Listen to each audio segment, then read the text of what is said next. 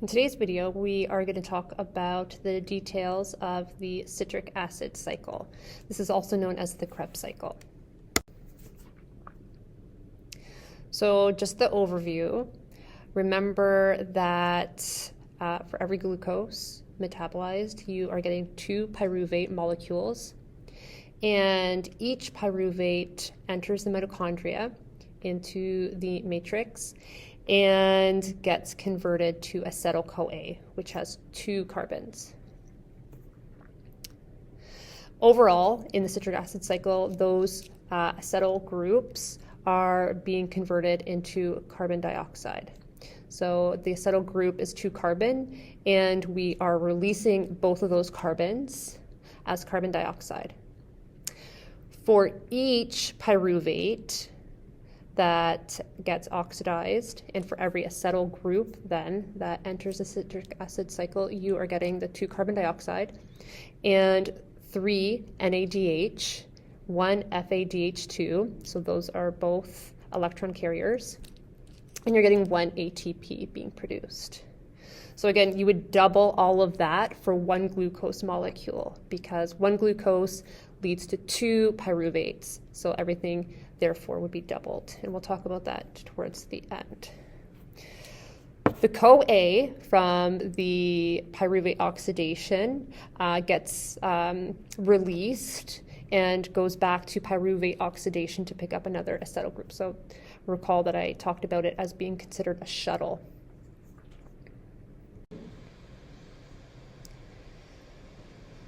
So this is the citric acid cycle, and we're going to go through the details together. So looking here at the very top, we have our pyruvate oxidation stage happening. So we have our 3 carbon pyruvate getting converted to the 2 carbon acetyl group, which gets combined to CoA. At the same time, that 1 carbon was released as carbon dioxide, and we have the reduction of NAD plus to NADH. So that's our pyruvate oxidation. Acetyl-CoA enters the citric acid cycle, and the coenzyme A is released and can go back to the pyruvate oxidation stage. So when you're asked why pyruvate needs to be oxidized, it's so it can enter the citric acid cycle. This 2 carbon acetyl group combines with the 4 carbon oxaloacetate molecule here, which we will talk about when we get to the end of the cycle, because it gets recycled in the cycle, so it continues. So we have the 2 carbon acetyl group combining with the 4 carbon oxaloacetate to produce this 6 carbon citrate molecule. Citrate undergoes an isomerization reaction and is converted to isocitrate. So citrate and isocitrate are isomers of each other. Isocitrate undergoes a decarboxylation reaction, so a carbon is lost, and NAD plus gets reduced to NADH. So isocitrate is oxidized, NAD plus is reduced. And we see we had 6 carbon, and now there are 5 carbon in alpha ketoglutarate. Similarly, alpha ketoglutarate undergoes a decarboxylation reaction. Carbon dioxide is released, so we lose another carbon group. And at the same time, NAD plus is reduced to NADH. Again, NAD plus is reduced, alpha ketoglutarate is oxidized. We also get the addition of a coenzyme A molecule, which leads to the production of succinyl-CoA. So you can remember, as CoA goes in, you're going to get a product with the CoA name, so that should help you remember that one. We still have, or now we have, 4 carbons because we lost a carbon in carbon dioxide. So we went from 6 to 5 to 4.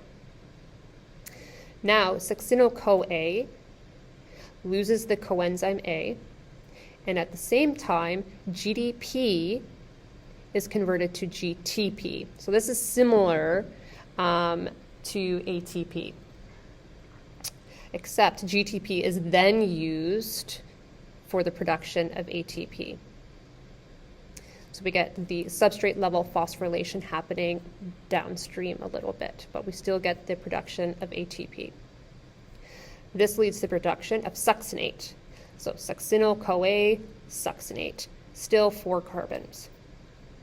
Succinate leads to the reduction of FAD to FADH2. So this is another type of electron carrier. It'll carry electrons to the electron transport chain.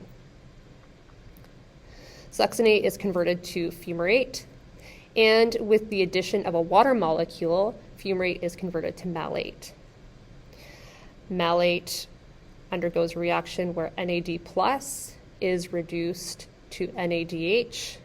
This leads to the production of our final oxaloacetate. Oxaloacetate stays in the cycle and picks up another acetyl group and becomes citrate. So the cycle continues. We have 4 carbons plus the 2 from the acetyl group, giving us 6 carbons.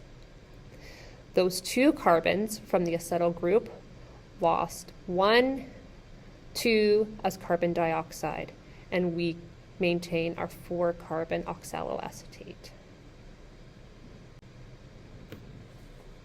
So some important steps to look at from the citric acid cycle.